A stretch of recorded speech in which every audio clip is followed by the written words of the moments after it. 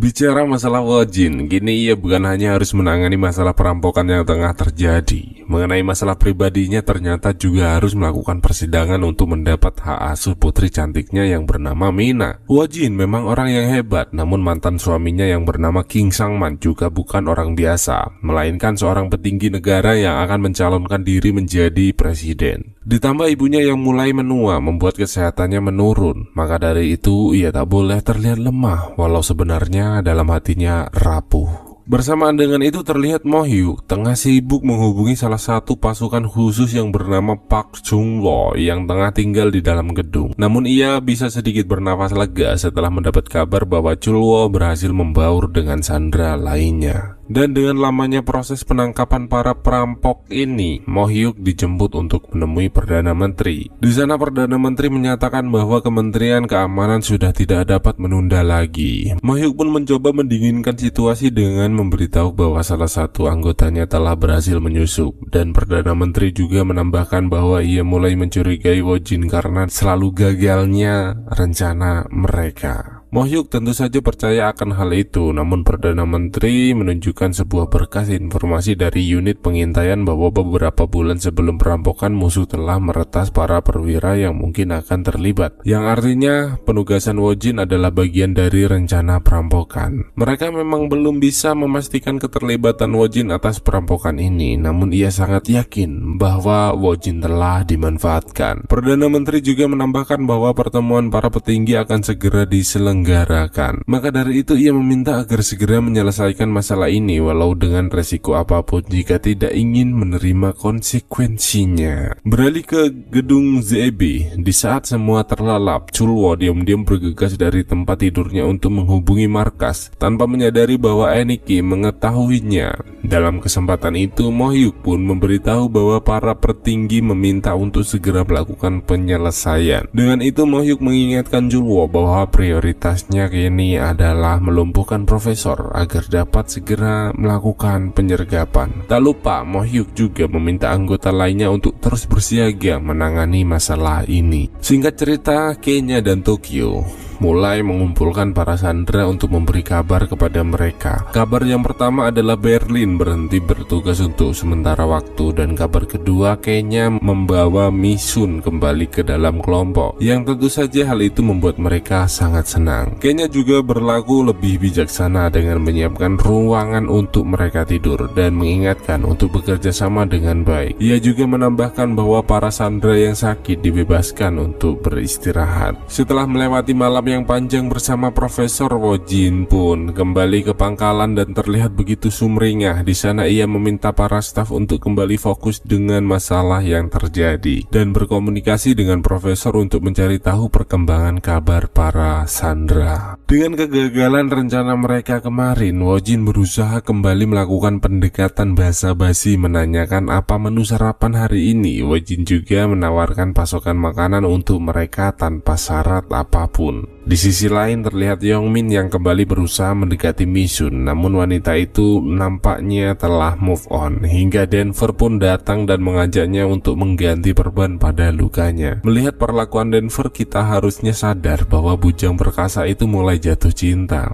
Namun Misun nampaknya masih belum bisa menerima hal itu, karena bagaimanapun ia adalah salah satu orang penyebab semua kekacauan ini, alias kamu itu perampok tapi aku tuh sandera, masa iya jatuh cinta. Yongmin yang tak rela melihat kepergian Misun pun berusaha menyusulnya, namun siapa sangka momen itu membuat penyamaran Chul Wo hampir saja terbongkar. Untung saja Annie Kim datang tepat waktu dan segera mengalihkan perhatian. Chul Wo tahu bahwa wanita itu adalah Annie Kim, putri duta besar Amerika Serikat. Maka dari itu Chul Wo berusaha mencari informasi keberadaan Profesor darinya. Annie Kim mengatakan bahwa ia tak pernah mendengar nama itu, namun ia tahu harus menemui siapa. Sementara itu Wojin kini mulai mendata pasokan makanan yang akan mereka kirim, dan tiba-tiba ia teringat dengan roti lapis yang membuatnya sadar bahwa Profesor tidak ada di dalam gedung bersama perampok lainnya. Di sini Wojin sadar akan roti lapis, tapi kok belum sadar Sunho dan Profesor adalah orang yang sama. Gimana ya? Memang cinta itu membutakan segalanya. Profesor yang mendengar percakapan mereka tentu kembali merasa was-was di sana. Wojin pun mulai menanyai Dongjul dengan mobil yang telah tertangkap CCTV dan meminta untuk segera melakukan pelacakan karena mobil itu memperkuat dugaan bahwa profesor benar-benar di antara mereka. Mendengar hal itu, profesor pun segera menghubungi Ryo untuk memberitahu anggota lainnya. Bukan Ryo Barberi loh ya. Dan kini Enikim pun mengajak Chulwo pergi menemui Misun untuk menanyakan siapakah profesor sebenarnya. Dengan pertanyaan itu seketika ia teringat di mana saat Denver dan Berlin cekcok dulu. Sedikit kekonyolan dari Yongmin, di saat semua sibuk memikirkan jalan keluar dari masalah ini, ia malah sibuk mikirin selangkangan. Ia berpikir bahwa Misun menghilang dan nananina dengan Denver, dan karena itu ia mulai membuat kekacauan di sana. 빨리 문 안 열어?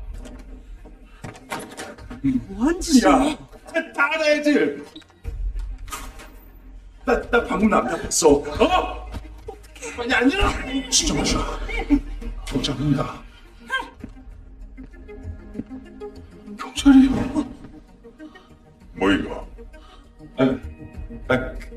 그러네. Merasa ada yang tak beres, Helsinki pun memeriksa satu persatu ruangan itu. Semua begitu tegang, takut Helsinki mengetahui keberadaan Chulwo. Untung saja Also datang dan memanggil pria tersebut.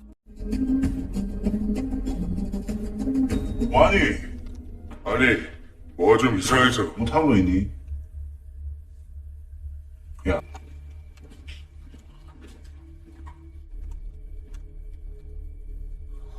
Setelah semua berkumpul, profesor mulai menanyakan kepada Helsinki apakah mobil telah diurus dengan baik, karena saat itu profesor memintanya untuk segera menghancurkan mobil tersebut. Helsinki menjawab bahwa ia telah menyuruh seseorang bernama Hei Jongjae untuk menghancurkan mobil itu. Profesor pun menegaskan jika mobil itu tidak benar-benar hancur, maka akan sangat berbahaya bagi mereka karena sidik jari dan DNA mereka semua ada di sana. Maka dari itu, profesor pun harus terjun langsung untuk menangani hal tersebut. Ternyata mobil itu masih utuh. Dongjul juga telah berhasil mengetahui titik lokasi di mana mobil itu berada. Di sisi lain, Yongmin dan lainnya pun mulai menyusun rencana. Chulwo mengatakan bahwa setelah ia menangkap profesor, maka akan segera melakukan penyergapan. Enikim berpikir itu sangat berbahaya karena walau profesor tertangkap, belum tentu perampok lainnya menyerah. Namun Yongmin menegaskan bahwa itu lebih baik untuk segera dilakukan hingga ia mempunyai sebuah ide menahan perampok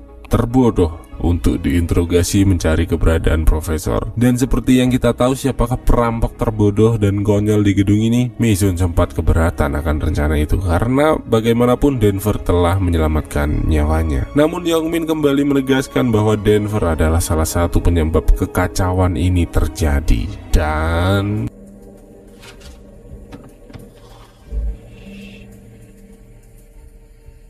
전해달라고 해서.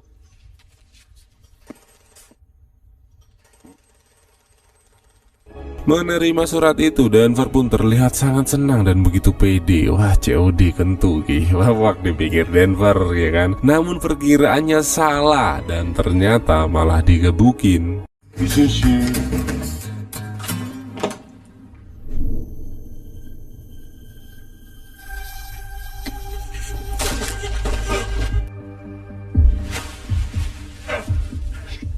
이 새끼 너 빨리 말해야 할 거야. 교수 어디 있어? Misun sangat merasa bersalah dengan rencana itu, namun tidak dengan Yongmin. Ia terlihat begitu senang dan puas melihat Denver kesakitan dan terus disiksa. Chulwo pun mulai menanyakan keberadaan profesor padanya, namun tentu Denver tak akan memberitahu hal itu. Hingga Yongmin mulai menyimpulkan dengan tanda-tanda yang pernah dilihat, ia sangat yakin bahwa Tokyo adalah orang yang mereka maksud. Bersamaan dengan itu, profesor bergegas untuk pergi membersihkan barang bukti tanpa ia sadari bahwa Wojin juga menuju ke tempat yang sama. Setibanya di sana, profesor pun segera menyelinap dan mencari informasi tentang mobil itu. Namun sayang, pemilik bengkel datang dan memergoki aksinya. Profesor sempat berniat untuk meredamkan situasi ini agar tak terjadi keributan. Namun tiba-tiba sirine Raja Wali terdengar begitu dekat, sehingga mau tak mau profesor harus melakukan perlawanan di sana.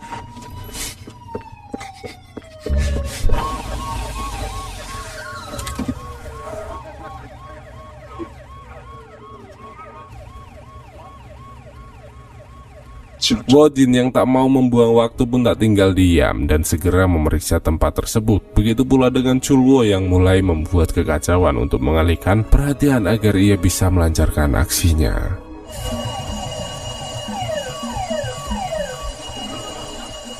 시작됐나 봐요.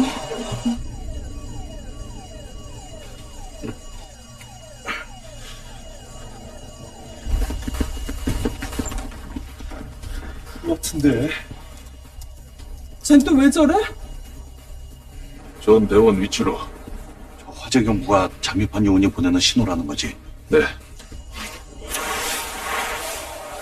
Setelah beberapa saat berkeliling, akhirnya Profesor berhasil menemukan mobil yang ia cari. Dengan itu, ia pun segera berusaha untuk membersihkan semua permukaan agar sidik jari dan DNA hilang. Bersamaan dengan itu, Rio, Tokyo, dan Kenya juga terlihat begitu panik melihat alarm kebakaran berbunyi kencang. Bagaimana alarm kebakaran itu bisa berbunyi padahal tidak ada api dimanapun? Dengan itu, Tokyo pun segera membagi tugas. Ia menyuruh Kenya untuk menghentikan percetakan, menyuruh Rio memeriksa keadaan Berlin, dan sementara itu ia akan pergi memeriksa sumber keributan ini. Sedangkan Yongmin masih saja sibuk mengajar Denver di sana. Ini tepatnya luapan emosi masalah pribadi sih, bukan menginterogasi.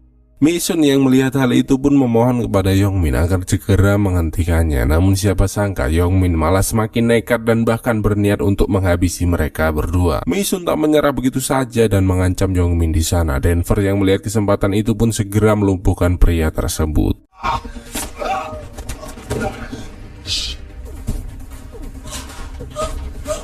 뭐 위험하다 이거. 내 지금 빨리 가야 된다. Setelah melakukan pemeriksaan ke semua tempat, akhirnya Mojin melihat keberadaan Profesor di sana. Namun aneh, mengapa tidak langsung didor Raja Andase? Semua begitu tegang dan terjadi secara bersamaan. Melihat keadaan Berlin, Rio merasa cemas karena pria itu terlihat sangat kesakitan. Hingga tiba-tiba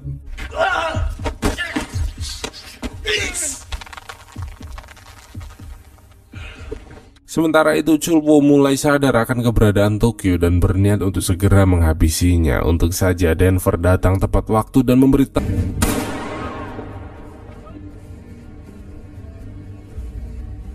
Sedangkan kini Profesor mulai terpojok dan segera melakukan pelarian. Namun tentu saja Wojin dan pasukannya tak akan diam saja.